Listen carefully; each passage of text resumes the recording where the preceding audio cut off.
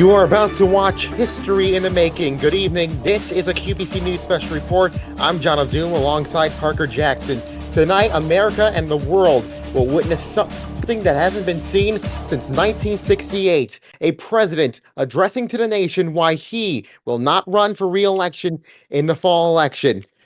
We are expecting address from the Oval Office in the next couple of minutes. I'm joined quickly by Parker Jackson. Explain what we probably will be seeing tonight. John, the biggest question that everybody is asking for is this is going to be a make or break moment. What we're going to see tonight is President Biden address the nation on the reason why he is leaving the race, and he will, of course, endorse Kamala Harris on top of that as well.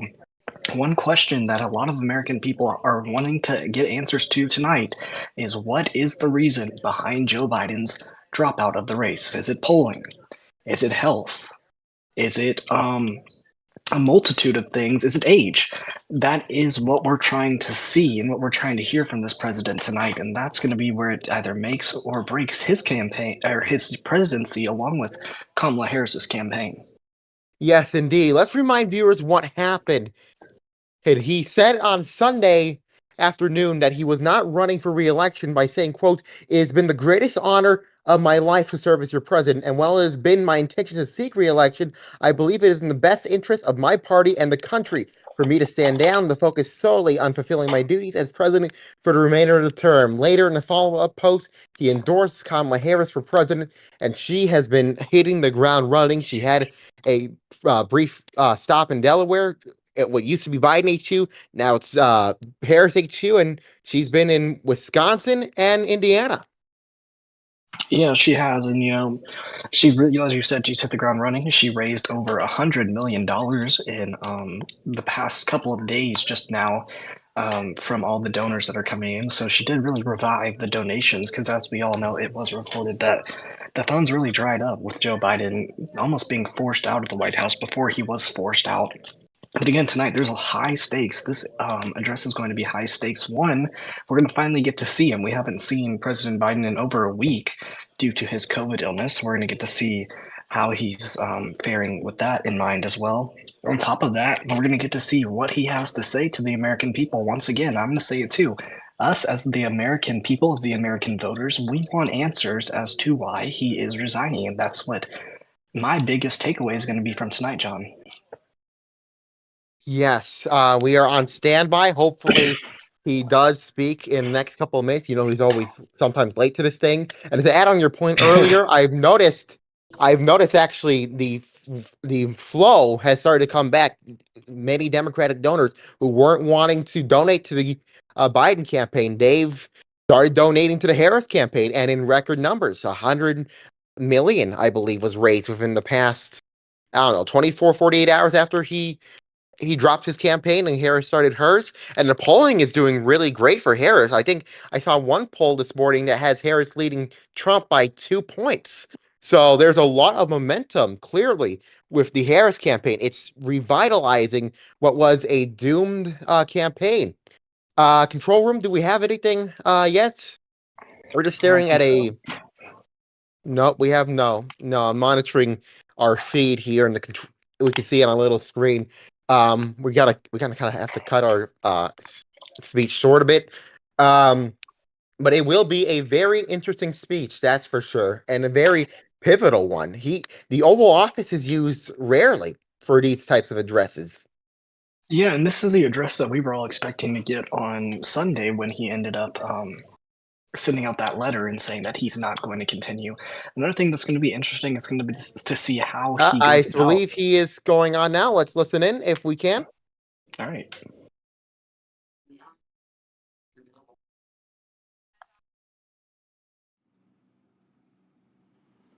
My fellow Americans, I'm speaking to you tonight from behind the resolute desk in the Oval Office. In this sacred space, I'm surrounded by portraits of extraordinary American presidents. Thomas Jefferson wrote the immortal words that guide this nation. George Washington, who showed us presidents are not kings. Abraham Lincoln, who implored us to reject malice. Franklin Roosevelt, who inspired us to reject fear. I revere this office, but I love my country more. It's been the honor of my life to serve as your president. But in the defense of democracy, which is at stake, I think it's more important than any title. I draw strength and I find joy in working for the American people. But this sacred task of perfecting our union is not about me. It's about you, your families, your futures. It's about we, the people. We can never forget that. And I never have. I've made it clear that I believe America is at an inflection point. One of those rare moments in history when the decisions we make now will determine our fate of our nation and the world for decades to come. America's going to have to choose between moving forward or backward, between hope and hate, between unity and division. We have to decide, do we still believe in honesty, decency, respect, freedom, justice, and democracy? In this moment, we can see those we disagree with not as enemies, but as fellow Americans. Can we do that? Does character in public life still matter? I believe I know the answer to these questions because I know you, the American people. And I know this: we are a great nation because we are good people. When you elected me to this office, I promised to always level with you, to tell you the truth. And the truth, the sacred cause of this country, is larger than any one of us. And those of us who cherish that cause, cherish it so much, a cause of American democracy itself, must unite to protect it. You know, in recent weeks, it's become clear to me that I need to unite my party in this critical endeavor. I believe my record as president, my leadership in the world, my vision for America's future, all merited a second term. But nothing can come in the way of saving our democracy. That includes personal ambition. So I've decided the best way forward is to pass the torch to a new generation. That's the best way to unite our nation. You know, there is a time and a place for long years of experience in public life. But there's also a time and a place for new voices, fresh voices, yes, younger voices. And that time and place is now. Over the next 6 months, I'll be focused on doing my job as president. That means I'll continue to lower costs for hardworking families, grow our economy. I'll keep defending our personal freedoms and our civil rights, from the right to vote to the right to choose. I'll keep calling out hate and extremism. Make it clear there is no place in America for political violence or any violence ever, period. I'm going to keep speaking out to protect our kids from gun violence, our planet from climate crisis that is the existential threat. And I will keep fighting for my cancer moonshot so we can end cancer as we know it, because we can do it. And I'm going to call for Supreme Court reform because this is critical to our democracy, Supreme Court reform. You know, I will keep working to ensure America remains strong and secure and the leader of the free world. I'm the first president in this century to report to the American people that the United States is not at war anywhere in the world. We'll keep rallying a coalition of proud nations to stop Putin from taking over Ukraine and doing more damage. We'll keep NATO stronger, and I'll make it more powerful and more united than any time in all of our history. I'll keep doing the same for our allies in the Pacific. You know, when I came to office, the conventional wisdom was that China would inevitably surpass the United States. That's not the case anymore. And I'm going to keep working to end the war in Gaza, bring home all the hostages, and bring peace and security to the Middle East and end this war. We're also working around the clock to bring home Americans being unjustly detained all around the world. You know, we've come so far since my inauguration.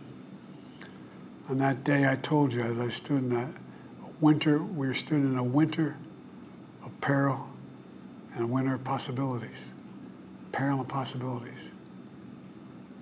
We were in the grip of the worst pandemic in the century, the worst economic crisis since the Great Depression, the worst attack on our democracy since the Civil War.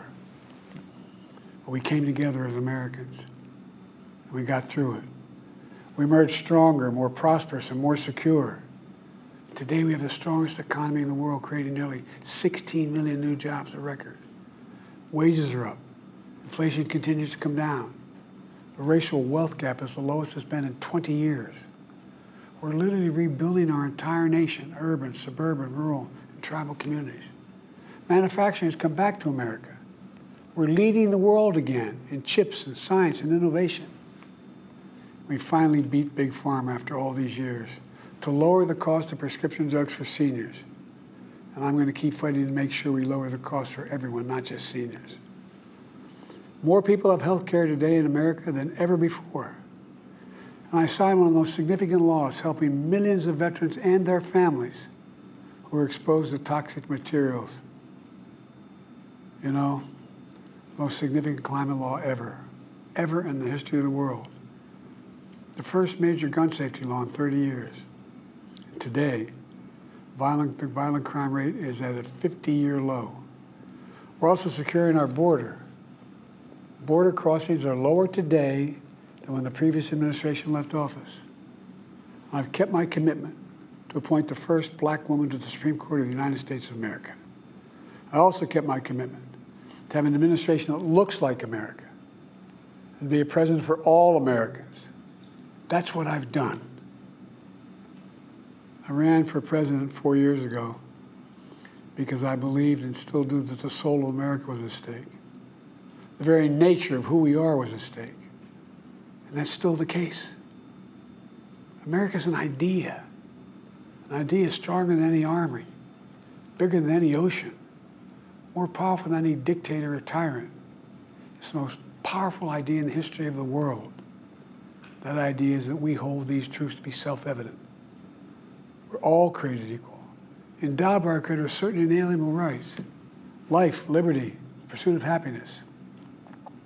We've never fully lived up to it, to this sacred idea, but we've never walked away from it either. And I do not believe the American people will walk away from it now. In just a few months, the American people will choose the course of America's future. I made my choice. I've made my views known. I would like to thank our great Vice President, Kamala Harris. She's experienced, she's tough, she's capable.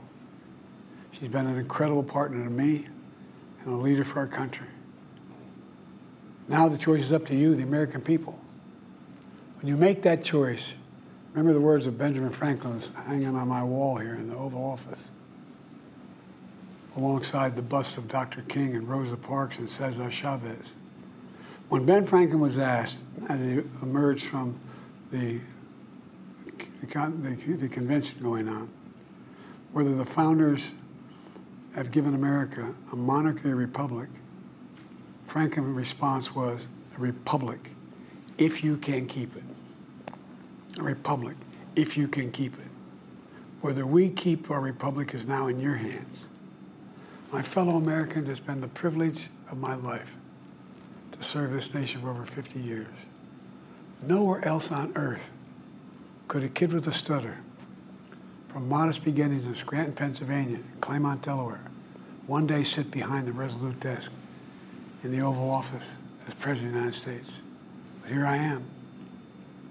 That's what's so special about America. We're a nation of promise and possibilities, of dreamers and doers, of ordinary Americans doing extraordinary things. I've given my heart and my soul to our nation, like so many others. I've been blessed a million times in return with the love and support of the American people. I hope you have some idea how grateful I am to all of you. The great thing about America is here, kings and dictators do not rule, the people do. History is in your hands. The power is in your hands. The idea of America lies in your hands. We just have to keep faith, keep the faith, and remember who we are. We're the United States of America, and there's simply nothing beyond our capacity when we do it together. So let's act together, preserve our democracy. God bless you all, and may God protect our troops. Thank you.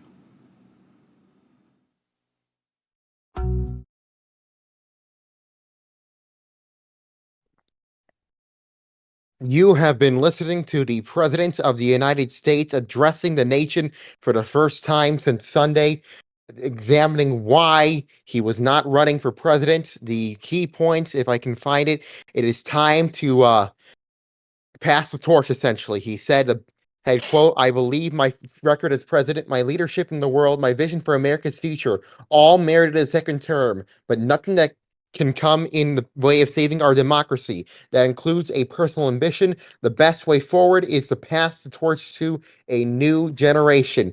He also added a couple of key points. He added some of his administration's accomplishments and something that sounded like a farewell speech, in all honesty. Um, he also praised his vice president, Kamala Harris, who is running for president, but stopped short of directly endorsing her, although the signs were pretty clear that he wanted the American people to vote for his vice president. Parker, your thoughts? I mean, John, I don't know what to say. I'm not very pleased after this speech. We really did not get a definitive answer. I mean, sure, pass the torch, but he didn't seem like he wanted to pass the torch last week. He didn't seem like he wanted to pass the torch literally up until Saturday night, when apparently Nancy Pelosi and Chuck Schumer got in a car and drove down to Delaware to talk to him. I mean, I did not get a definitive answer. One of the things that he kind of said is he's stepping down to save democracy. Or he said that earlier in the speech. It was like one of the first things, and that kind of took me by storm. And then when he was listing out his achievements, another thing that I caught, John, is he said he secured our border and immigration is lower today than it was by his predecessor. That is a lie. That is not true. In fact, it is double. According to his administration, he said, securing our border, immigration is lower today than under his predecessor. Are you saying, John, that you believe that immigration is lower today? I'm in a border state. I know immigration is not lower today than it was under him. We have millions of people coming to our border, and we see it every single day.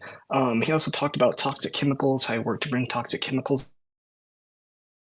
He visited East Palestine 2 months after the train derailment there, and they're still recovering from that as well.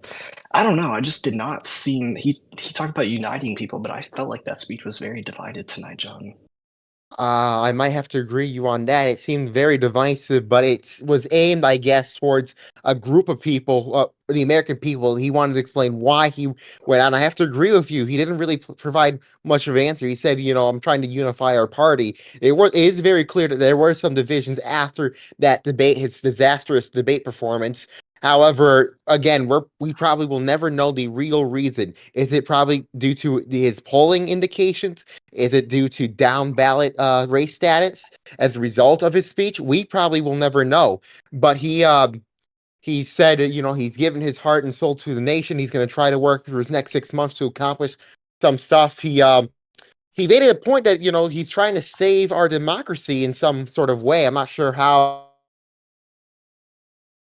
Saving democracy by passing the torch and stuff, but You left the game, Parker. You left the studio. Oh, sorry. He says he's saving democracy by passing the torch and stuff, but in my personal opinion, I don't understand how he's saving democracy by stepping down. I mean, all the voters in the primary states voted for him to be our president, yet then they just said, okay, well, we're going to forget about your votes and give them to Kamala. Now, Kamala was on the ticket, but at the same time, all the voters voted for him. And he says he's saving democracy by stepping down, giving it to somebody else. Do I think that he personally wanted to step down? No. In my personal opinion, I feel he was pushed out. But I mean, I don't know. Sources say he probably didn't even want to get out. He was intent on staying, but something must have happened that really pulled him out. We're at 3 minutes till we hit our break. Trying to see if there's any reaction from anyone. Go ahead. I mean, I don't know, I just feel like this was not a very unifying speech. Maybe he was just speaking towards his supporters. Maybe it was more addressed to his supporters saying, okay, I'm down now, go follow the next path and go with Kamala. But at the same time, in the next coming weeks, we're going to finally get to see whether this was for him and see how Kamala will pull. Of course, the polls might be a little higher now since it's that ride of the wave, as he The just got. honeymoon, the Yeah, pre-honeymoon. exactly. But when it comes down to a month from now, that's when we're going to get to see the real statistics to see if this was ultimately a good move for the Democrats or a bad move for them as well. Indeed. To recap, the President Biden has just addressed the nation. He says it was a privilege.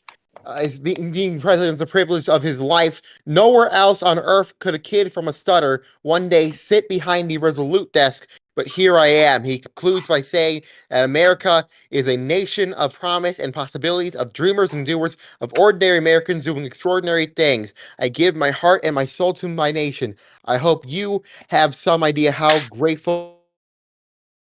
He continues by saying, I ran for president 4 years ago because I believe and still do that the soul of America was at stake, and that's still the case.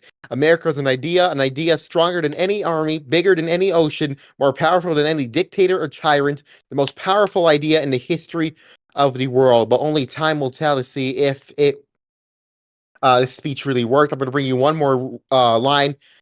Here, kings do not rule, the people do. History is in your hands. The power is in your hands. The power of America lies in your hands. Let's act together to preserve our democracy. That's when he ended his speech. There will be much more. Go ahead. One more thing I just want to say is, honestly, in my opinion, I think this might be one of the last speeches we see, or live speeches we see, of Biden during his presidency. I mean, he basically is a sitting duck now, and Lame seems duck like president. he was just pushed out of the office, and for who knows what reason. But of course, people in his party did not want him to run. He was pushed out, so I think they're just going to kind of leave him at the White House, like you said, lame duck, let him do what he needs to do until November, and then go from there. And I don't know. I think this might be the last time we see him speak at it as such as like a major address to the nation, or even a major event for now. There will be much more on World News Weekly and on this QBC news station, but this will conclude our special report for Parker Jackson and I, John of Doom, and our control room.